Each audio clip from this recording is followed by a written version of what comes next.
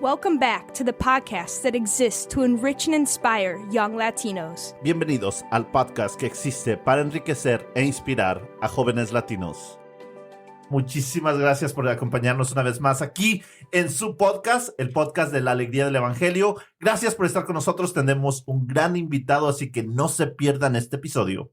Hey everyone, it's Leslie. Thanks so much for being with us here. Hey everyone, it's Jay. Welcome to another episode of the Joy of the Gospel podcast. Thank you for joining us this week. And today we have a very special guest and we'll be introducing him shortly. Pues sí, el día de hoy tenemos nada más y nada menos que la leyenda, un gran joven, un gran ejemplo para muchos de nosotros que lo conocemos.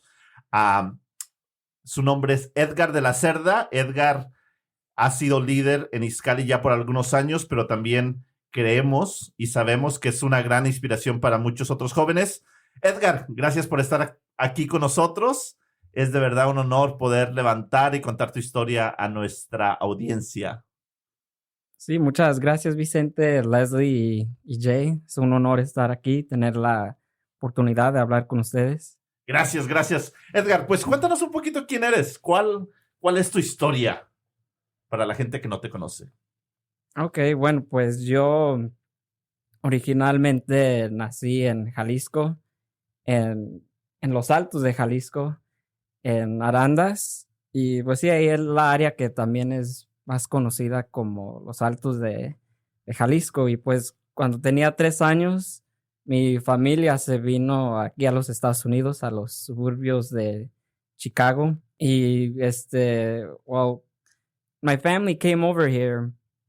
It was really their dream, their goal for me and my older sister to get an education. And while, I'd like to say their dream was able to come true. I currently have a bachelor's degree in chemical engineering. Currently work as a nuclear operator, and also in these past several years, I've been pretty involved with the church, especially with Iskali. Currently a mission assessor, and I've also been involved with my parish, Sacred Heart and St. Eulalia Parish in Melrose Park and Maywood. I guess if you want to hear the full story, going a little more to the beginning of just how, I guess I've progressed to become who I am now. And so a lot of it really connects with, I guess, my journey career-wise, education-wise, and also with my faith.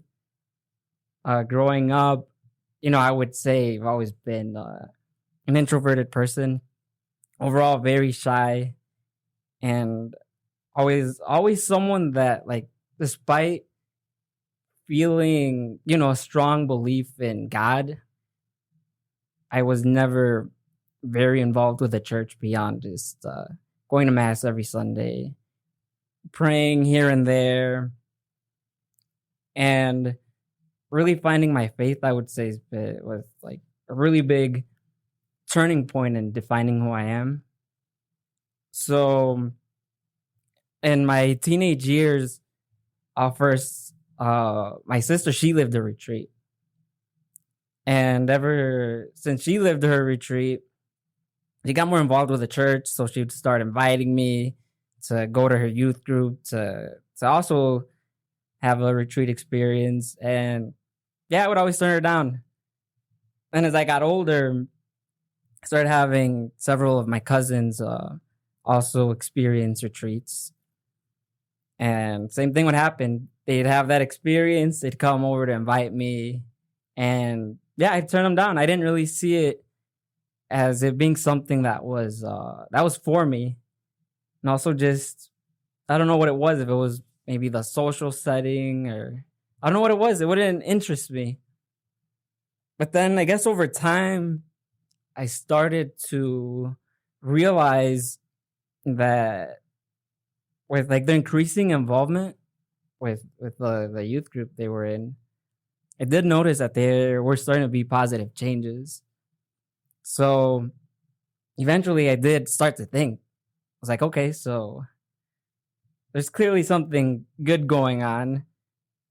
And I had to really ask myself, maybe I should also give myself an opportunity to live this experience and see just what God has in store for me.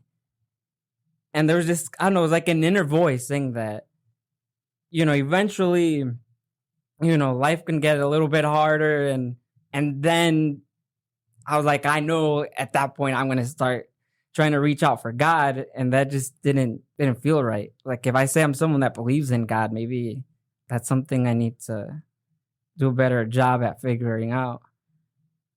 So eventually I just said, okay, let me find what the first retreat that's going on in the area and I'm going to go. And that one happened to be the Iskali retreat. So that was in March 2016, almost 5 years ago now. And yeah, it was an amazing experience. It was certainly my first real encounter with God. It was something more than just simply growing up, being taught. I really felt like I had a really, really powerful encounter that weekend. And after that, we got the invitation to join the Sacred Heart community. And without thinking, I agreed. Whereas just a few months ago, I wouldn't even think about it. I'd right away say, no, that's just not my thing. And I loved it. I really enjoyed being in a faith-based community. And, in that year, despite, I guess, the initial really, just all the positivity that came initially from the retreat, life did get pretty challenging. And that was something that, like I said in the beginning, I was already it's almost like I was foreseeing what was going to happen. Yeah, 2016 was a tough year. I mean, I did graduate college, but very quickly I started struggling just because I couldn't find a job in my field. And that actually ended up taking me 2 years. And aside from that, I went through a heartbreak.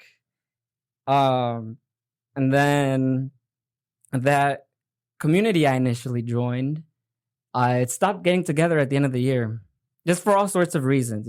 Some people just simply had life changes, with school, work, so they couldn't go. There was also a little bit of drama amongst a few people. And so we took a break. And at that point, I just felt like everything I was involved with was just kind of falling apart. But despite all that, there was really a lot of support that I found in the community, especially from like people that I hadn't really known before, but they would just outreach, and that helped a lot. So then that next year, early on, there was a leadership retreat. And after that leadership retreat that we had with Iskali, I felt like that's where I found motivation to kind of take charge there at Sacred Heart. Early on, the people there were trying to like push me into leadership, but I mean, I agreed in a way, but I felt like I was a terrible leader because I felt like I was just following along whatever I was being told to do. And yeah, I didn't really see much out of me as a leader. And not long before, I didn't want to really do anything with the church. But that leadership retreat, I don't know what it was, but there was something just telling me like, you got to do this. You can't just let this community like just fall apart. And I don't know, I just had seen the potential, and from people that I had met from other communities within Iskali. So yeah, after that, I served retreat, and we basically got the community start going again, and things worked out. And I feel like from there, it was just constant growth. This constant growth for me as a person, the people that I was surrounded with. And yeah, that was a pretty life-changing experience, I would say. And ever since then, I feel like I've just been consistently moving on to other things, Went from being a guia to a coordinator Then now, like I said, I'm an asesor. And to believe that I started off as someone that wouldn't even want to like get in front of a church and speak in front of people, to where a lot of times it just comes naturally now. Yeah. Gracias, Edgar. Definitivamente yo creo que es la historia de muchos de los jóvenes que están de alguna manera involucrados en la iglesia, ¿no? Ir a un retiro y después encontrar apoyo en una comunidad, pero también sabemos que muchos otros jóvenes no tienen esa oportunidad a veces. Y me da mucho gusto escuchar tu historia y ver cómo los diferentes roles que has tomado en esta comunidad, ¿no? Que mencionas, diferentes roles del liderazgo, cómo te han hecho crecer, porque creo que al final del día es bueno darse cuenta que el encuentro con la persona de Jesús, ¿verdad? El encuentro con Dios sí tiene y sí implica transformaciones en nuestra vida, ¿no? Entonces, primero que nada, gracias por contarnos un poquito de tu historia y es definitivamente motivante escuchar y bonito, ¿verdad? Ver cómo tu vida ha cambiado. A mí sí me gustaría preguntarte si nos pusieras decir un poco, ¿no? ¿Cuáles fueron los retos en tu educación como un inmigrante que sus padres no fueron al colegio en este país?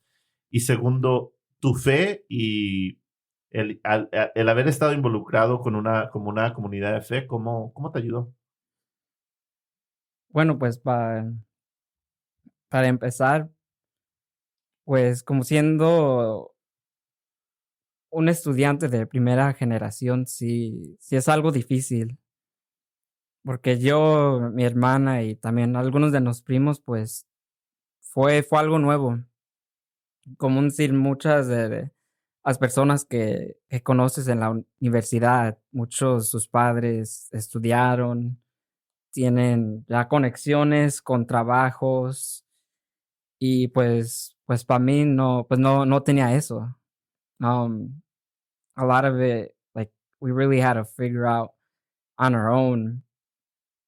And, there's just something about having people close to you that are able to serve as role models. Because in college, I did feel like, speakers that we had come in did give really good advice. And I feel like a part of me didn't take it seriously enough. For me, a lot of, like, I guess the things that maybe I took on from my parents was to just simply work hard, but that's not really always enough with just how the system works, I had to really learn how to get better at doing interviews and things of that nature.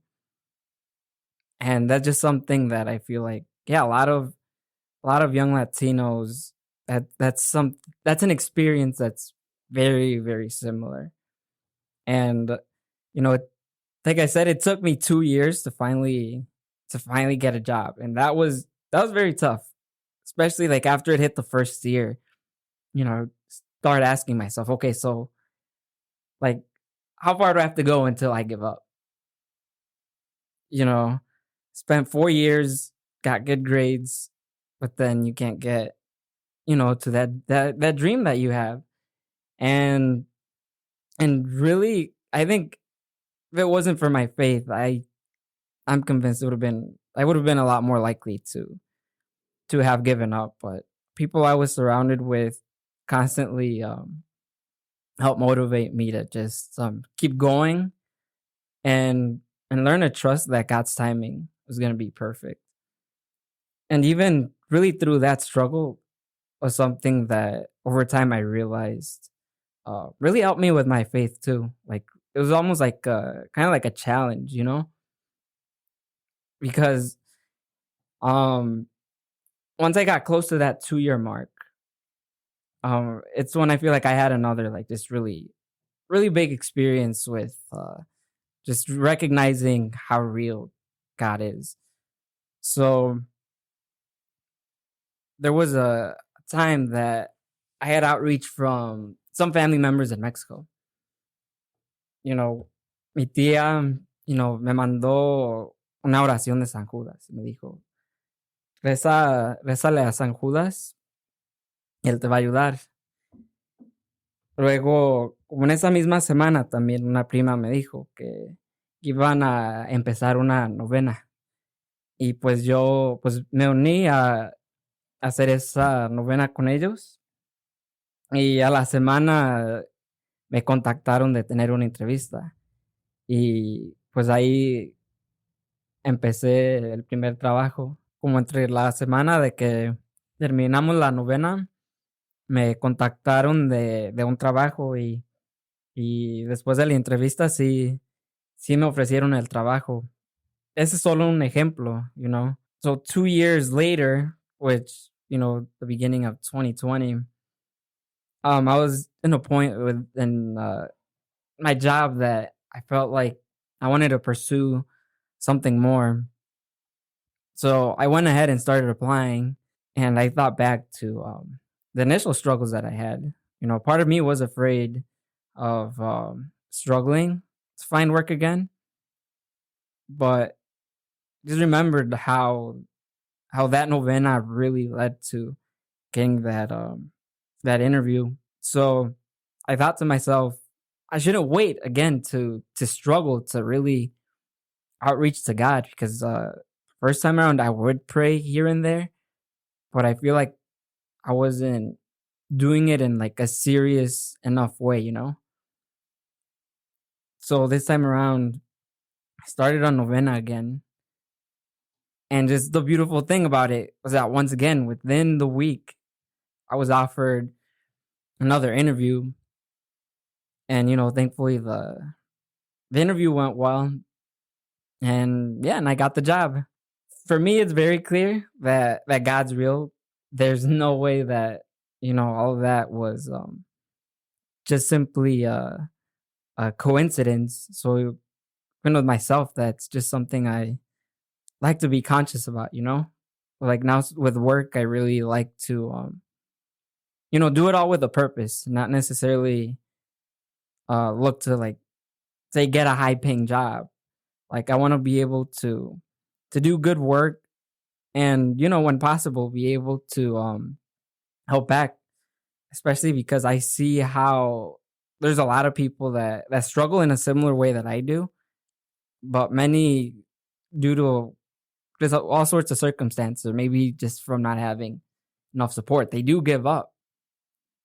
And you know, something that I've always really stood for is trying to help people find that motivation they need, because a lot of people have it much more difficult than what I have. I feel like even though, yeah, I know I've had my struggles, there's people that have struggled way, way, way more. And I see it in a lot of the people that I encounter here in Iskali and even outside of Iskali, of course. Yeah, Edgar. So it's really cool, you know, really interesting to hear about how God was able to help you find what you needed at the time, right? Job wise. And I think for me, it's really inspiring because I'm a couple years younger than you. And I feel like I'm at a point in my life where I'm also trying to find what it is that I want to do as a career for the rest of my life. And maybe I haven't given it as much chance to help me figure out what that is. So I think it's really cool that you were able to do that, and really inspiring. And I hope that other people can listen to that and feel like they need to do that too, because it really can help us. And so I guess another question that I had for you was, you talked about being a coordinator at Sacred Heart. And I wanted to ask you how it's been for you to be a role model for others. How do you deal with that pressure if you feel it? And how have you been able to help others, in your opinion? Well, I think with my experience there at Sacred Heart, a lot of the things that kind of impacted me, motivated me was just having kind of like a reality check of how difficult life really is. Because I feel like, I don't know if part of it was just growing up kind of as an introvert, and like for most of my life, really the only friends I had was, you know, my siblings, my cousins. And overall, we were blessed to grow up in, you know, pretty peaceful households for the most part. But at the same time, I was also very reserved. So even when I went through struggles before in Iskali, I would keep a lot of things just to myself. And when I got into leadership, I was in more situations where people would start opening up about their lives. And it was at that point where, yeah, I really started to realize the struggles that people go through. A lot of people, unfortunately, they go through traumatizing experiences growing up, and they grow up just under, I guess, just limited opportunities, when it comes to money, and just having like a firsthand look at, what it's like to talk to people that are going through depression. And even over time, realizing that even people that were close to me would go through those things too. But growing up, I didn't necessarily realize it. And all of those things is kind of really made me realize the importance of being there for people and helping other people with their faith. And it's like over time, especially, once you're given that role as coordinator, you start to feel a sense of responsibility of at least doing your part to support people and being a person that's there, being willing to listen. And a lot of that really for me was something that really took time for me to grow, because I really did start to realize that there were a lot of areas that I had to improve in my life. Because, those basic things that, I like to talk about, being there for people. Like, I realized that I was that person that really wasn't there for people that were close to me. And yeah, that what's really helped shape, I guess, just my approach to leadership. And even now, a lot of times I do need, reminders, to not forget about, the people I care about. I'm very happy that you're here and we get to kick off your story, because your journey specifically is, to me personally, very inspiring, because it's one that a lot of the times we don't hear about. The reason for that is because we hear all these success stories of the Latinos that come here, and it's always kind of the same success story of, I came here as a child, went to school, went to college, and I'm like working this super awesome job, like straight out of college. And the reality for a lot of people is that it's a struggle. There's a lot that happens between the lines that we don't get to hear about. And it's awesome that you are here to tell us about that, because there's a lot of work that goes into, that success story in a professional life, your personal life, and, for your spiritual life. I know you mentioned you had the leadership retreat, you had different Iskali retreats and things like that kind of helped you through it, as well as, the people around you and in your circle. So for those that are listening, because I know there's a lot of people listening that maybe don't have a leadership retreat to kind of keep them going in their faith, or don't have all that support to help them in their careers, what do you want to tell them to keep them motivated? Because that motivation, especially in the year of 2020, when a lot of people feel like it's just full of failure, realistically, it's not failure. Maybe it's a detour. It's a little bump in the road, but it's not failure. What do you want to tell these people to keep them going? Yeah, well, I think, that it helps to be vulnerable and to not be afraid to fail.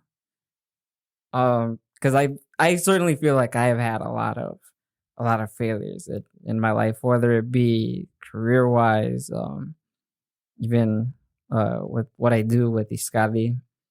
Like, you have to be very open to learning, and especially with like what we've seen going on this year, there's just a lot of events that seem really discouraging. But I truly believe that if you're passionate about something, if you're open to learning, and you have that drive to just keep going, like everything will work out in the end.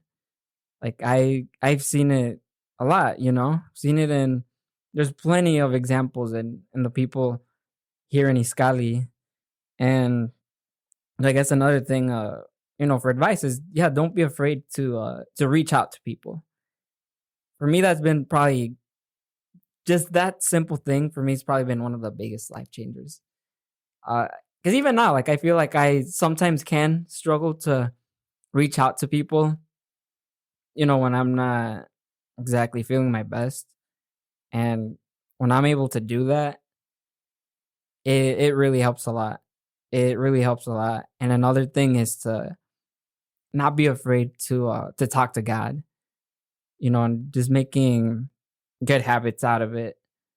Because you might pray once and, you'll feel like your prayer wasn't answered. But I feel like consistency is key, because even like going back to like not being afraid of failure, sometimes we fail and then, we want to give up on everything. But I think having an open mind and doing our best to really listen to what God is looking for us, you can find that, he has bigger things planned for you than what you think. But it's just very easy for us to want to be in control of our lives. And there's like areas that we just kind of have to let go sometimes and be open to other things, Yeah. Edgar, pues para mí, lo menciono de nuevo, yo creo que eres un gran ejemplo para muchos y sabemos que hoy en día trabajas en una planta nuclear, que ni entiendo qué es eso, solamente espero que no haya un botoncito por ahí que haga pum. Pero me imagino que como hispano, yo creo que entrar ahí y no ver rostros que se miran como tú, también es un reto, ¿no? Me gustaría saber qué se siente o cómo tu familia, tú, qué le dices a los otros jóvenes hispanos que entran a industrias donde quizás son los únicos o son minoría, ¿qué les tienes que decir? En el sentido de decir, sí se puede llegar ahí, también sí se puede llegar ahí y hacer un buen trabajo, ¿no? Acabas de pasar tu tiempo de prueba, estuviste estudiando y estudiando. Una vez que ya podías tener el trabajo, pues no sé, ¿cuál fuera tu mensaje para las personas que muchas veces se sienten solas por ser los únicos hispanos en su industria? Yeah, I would say don't be afraid to be around people that think differently from you. I feel like sometimes we get, I guess, so into our beliefs that we get comfortable when you get surrounded by different people of different backgrounds. But I think there's a lot to learn, even from people who we think that that we disagree with. I've especially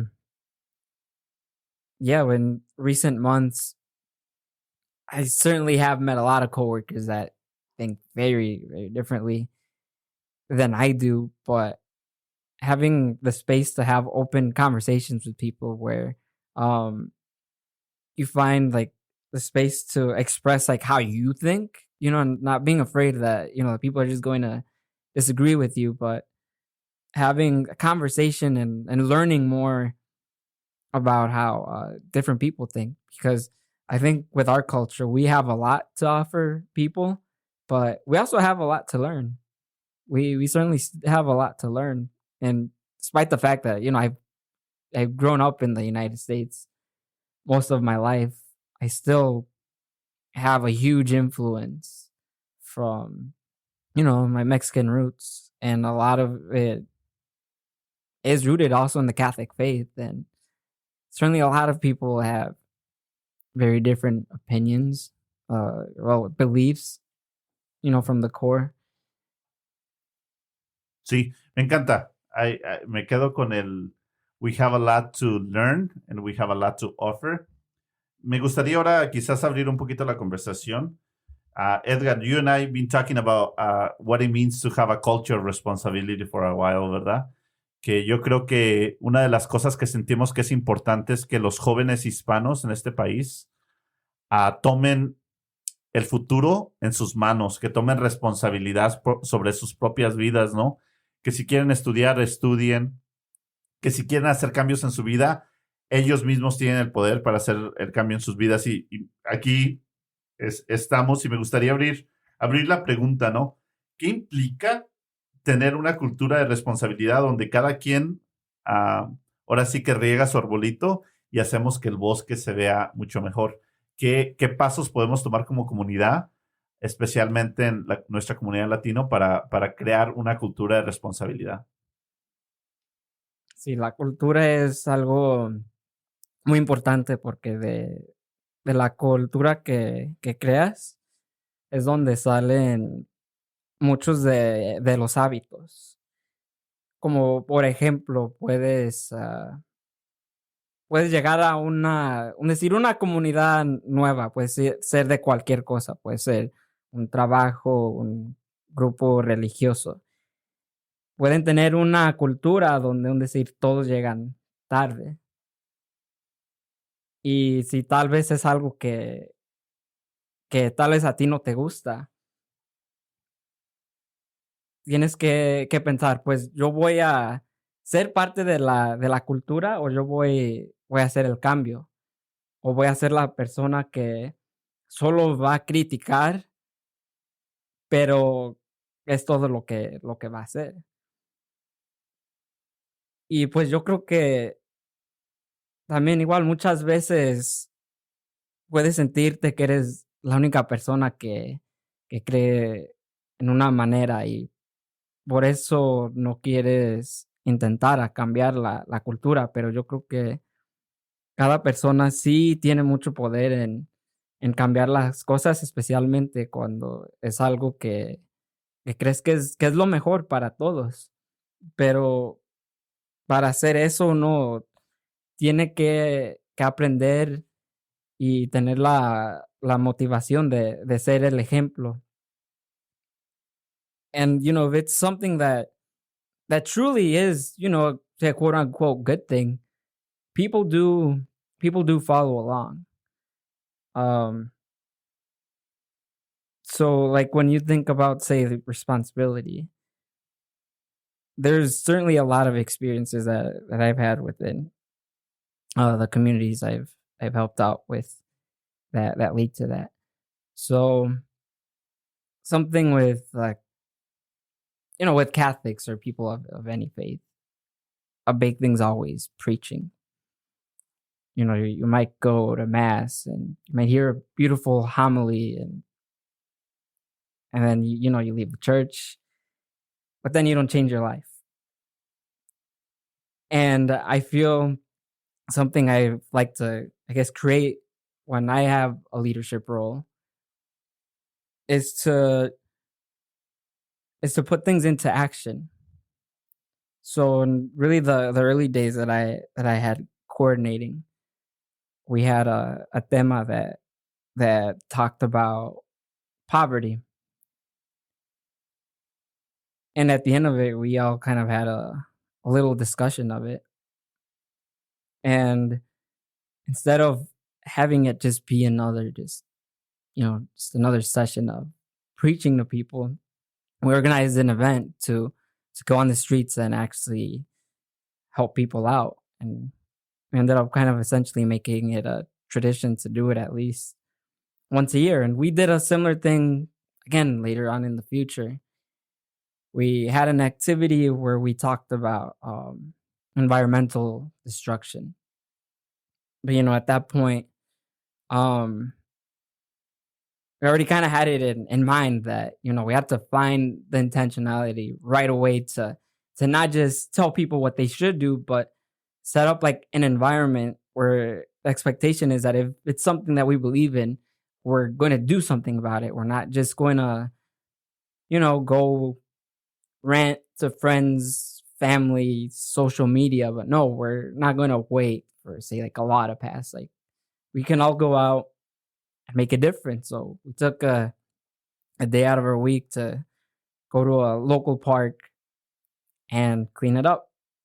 And then last year, when there was like a big discussion about issues with immigration and kids in cages, there were a lot of people where it was very clear that it was something that they were passionate about, but again, it felt like a lot of it was just talking, felt like it was one of those things where it's big on the news cycle, but then a few weeks later, people are talking about something else, and all that happened was conversations and no change.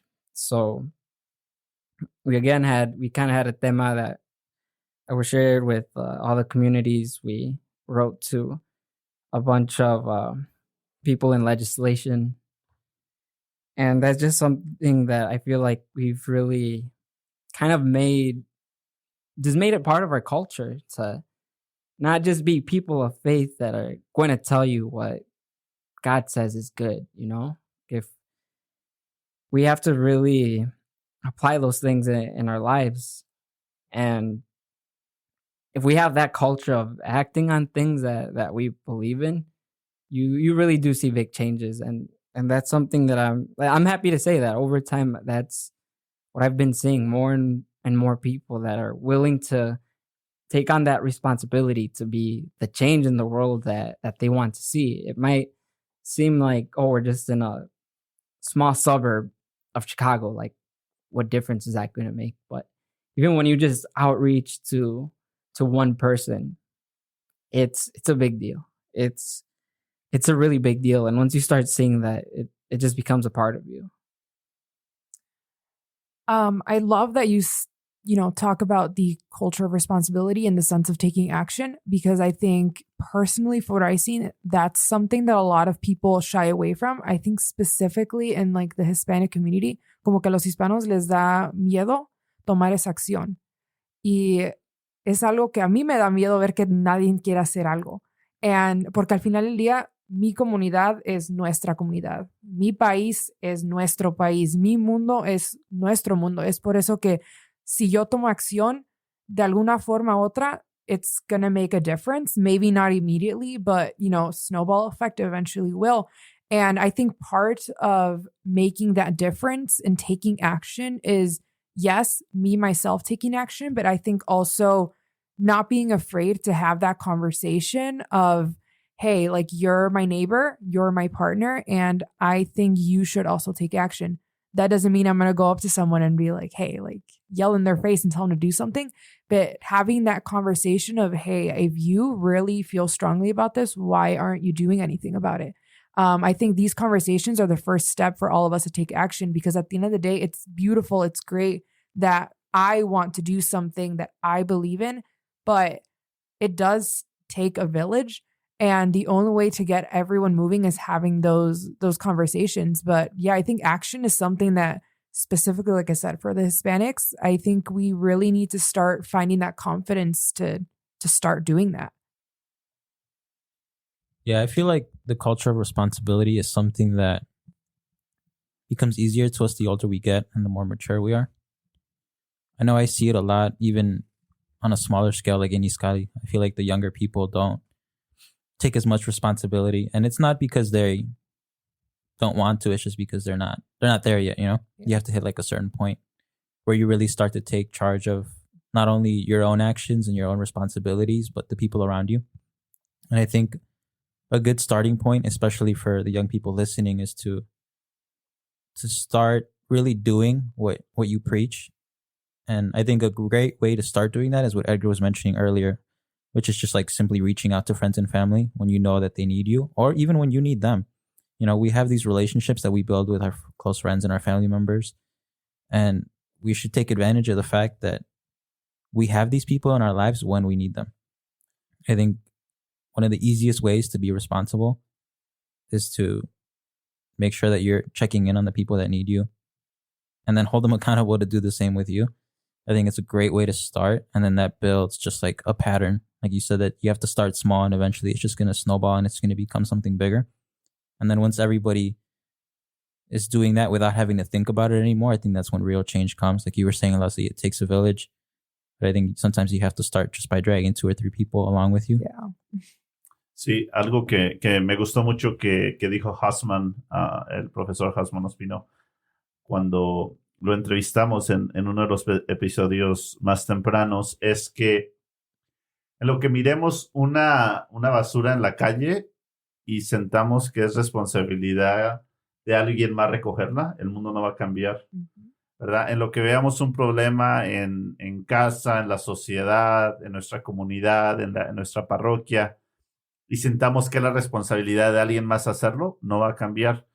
Y yo creo que no importa, no importa los jóvenes, yo creo que también las personas adultas que nos están llamando, creo que para cambiar nuestra cultura, que sea una cultura de responsabilidad, debemos de saber que todos tenemos responsabilidad para cambiar y que cualquier efecto negativo, positivo que pase en nuestra comunidad también afecta a todos, ¿no?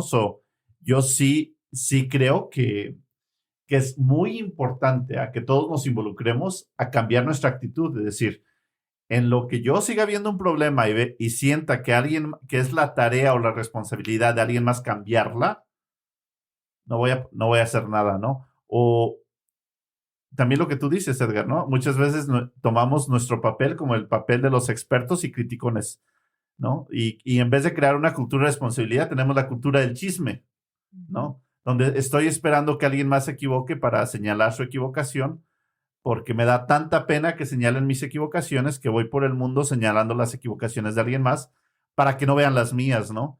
Entonces, una vez más, de tomar responsabilidad, nos convertimos en una cultura de chisme. Y yo creo que para lograr el cambio, sí, todos necesitamos hacer parte de ello, ¿no? No sé qué piensan. Sí, yo creo que es todos y me gusta que mencionaste es de los jóvenes, pero también obviamente de las generaciones adultas. Yo no sé si ustedes se relacionan, pero yo soy mexicana, mis papás bien mexicanos, así que por lo menos en la cultura mexicana yo sé que es algo muy importante de respetar a los adultos, a los mayores. Y yo por mucho tiempo pensé que no puedo hacer nada en mi vida, no puedo tomar ninguna decisión, no puedo tener ciertas opiniones si mis padres y mis abuelitos y mis tíos y mis tías no están de acuerdo, porque ese respeto pues, a los adultos es algo que desde chiquita se me impone. Y yo creo que, I mean, James, you mentioned something about the younger generations, and I think that's why, at least for myself, when I was a teenager, I was terrified of doing anything that had anything major in my life because I was like, my parents need to approve. But yeah, Vicente, you brought up a good point. I think we all have to start just changing that mentality because at the end of the day, the younger age does not matter. Like the younger generation, if you get it moving, like you will inspire the older generation. The older generation, just because you're older, does not mean that you have to settle into what it is and you're too old to do anything. Because at the end of the day, yeah, all of us, whatever, age we are, all of us are in it together and have to be in it together. Yeah, something I remember that Dr. Ospino mentioned in his interview too was how he was saying how it's up to us as members of the church to make change, right? And that there was like an older nun who was like, oh no, the youth can do that. I'm too old. And I think it relates to like what you guys were saying about how it doesn't matter the age. It doesn't matter how old you are. There's always more work to be done. There's always going to be more work to be done. But given that a lot of older people do feel that way, like it's up to the younger generation, I guess I want to get your thoughts, Edgar, on about what is it? How do we do that? How does the youth help push the church forward? Not only youth, but specifically Latinos, because we know that we make up a lot of the church in this country, and the younger the Latino, the more Catholic they tend to be. So yeah, I just want to get your thoughts on that. Yeah, I believe the future of the church in the United States really does depend a lot on young people, and especially young Latinos, since we've reached the point where about half of the church in this country is made up of Latinos, but there's certainly a lot of challenges just because past several years, young people of like really all cultures in this country have been leaving the church, and even Latinos. There's been a lot of research done by Pew and other groups. I think that like about like a quarter of Latinos are like former Catholics, and that's something that's been happening in our lifetime, and it's certainly important because our church keeps getting older and older, and that means that more people are leaving, and if a lot of that includes young people, in the future, if nothing changes, there's no reason to believe that they're going to come back.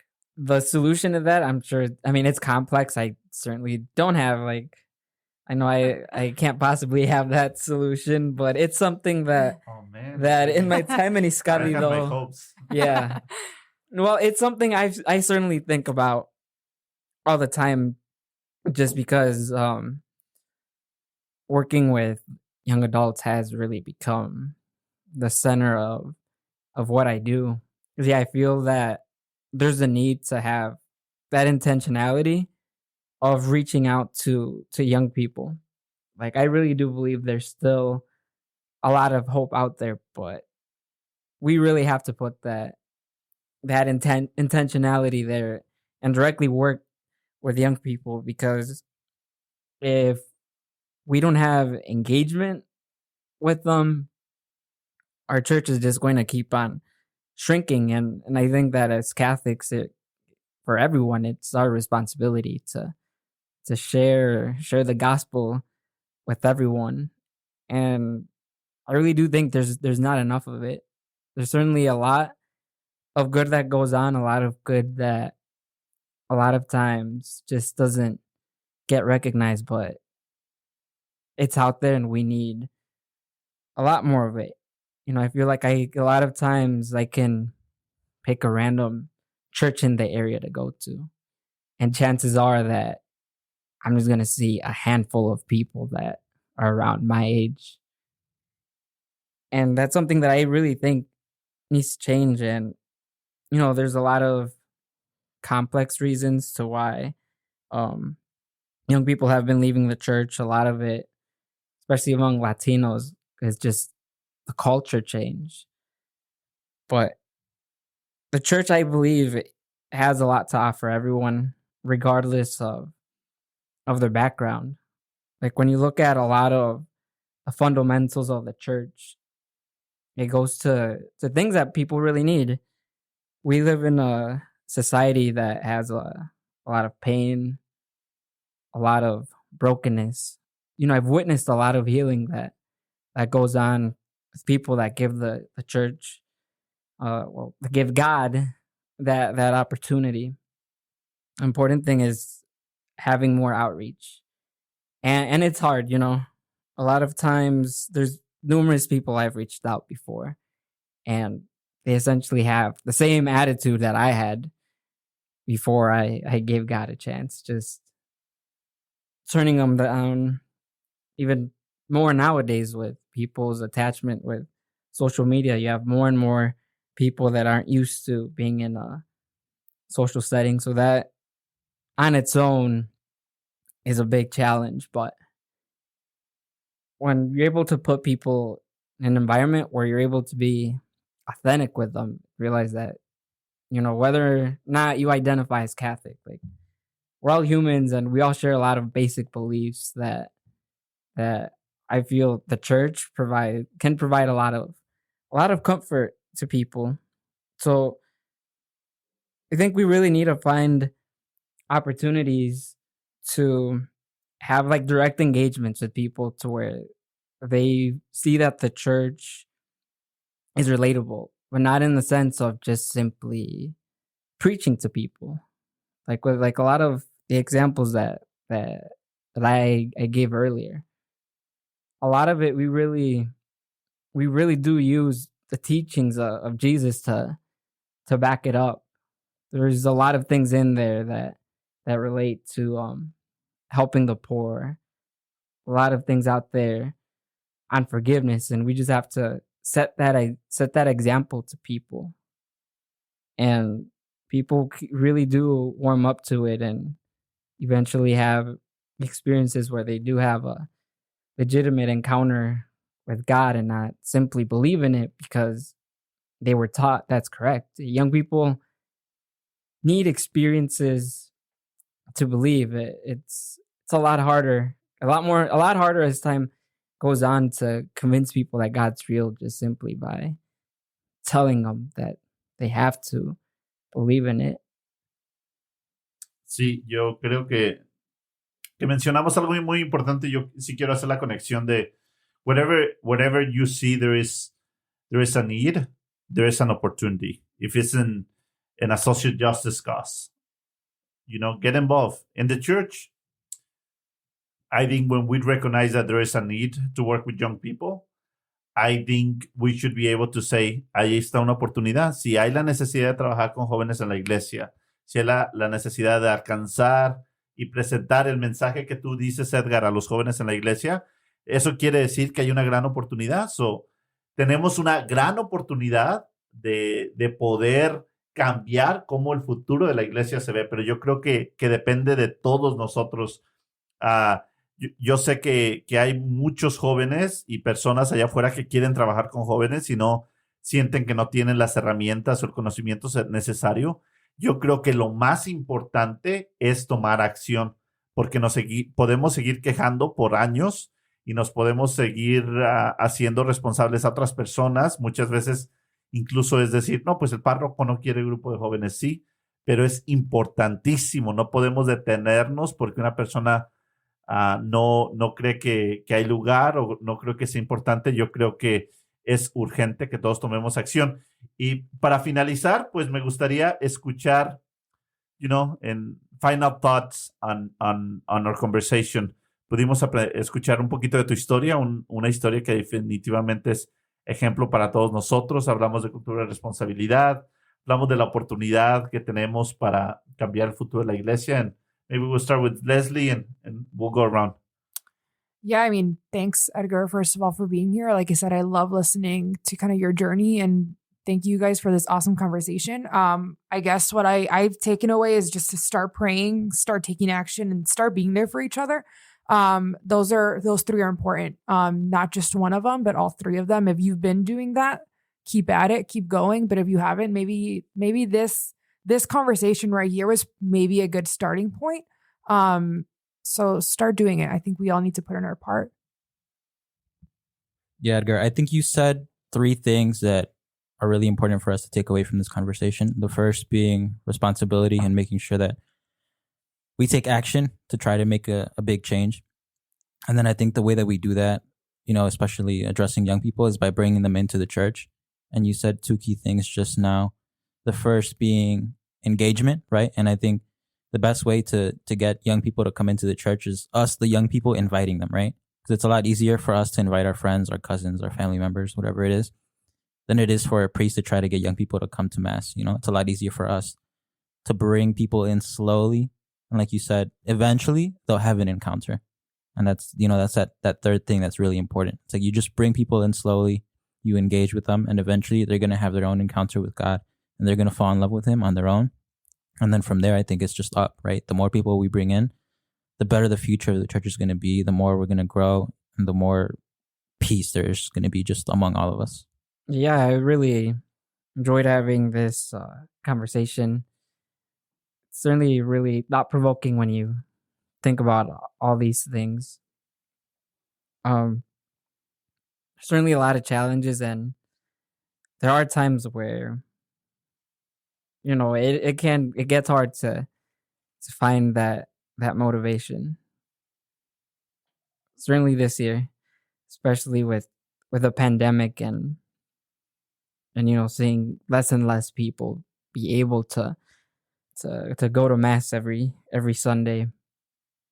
But I know that now more than ever, God really needs us to take the responsibility to take initiative. I know that a lot of us, we really hold responsible the leaders of the church, such as the Pope, priests, bishops, but we have a very important role as well. And for us to help the church grow and allow more people to have that opportunity to encounter God, we all have to be a part of that change.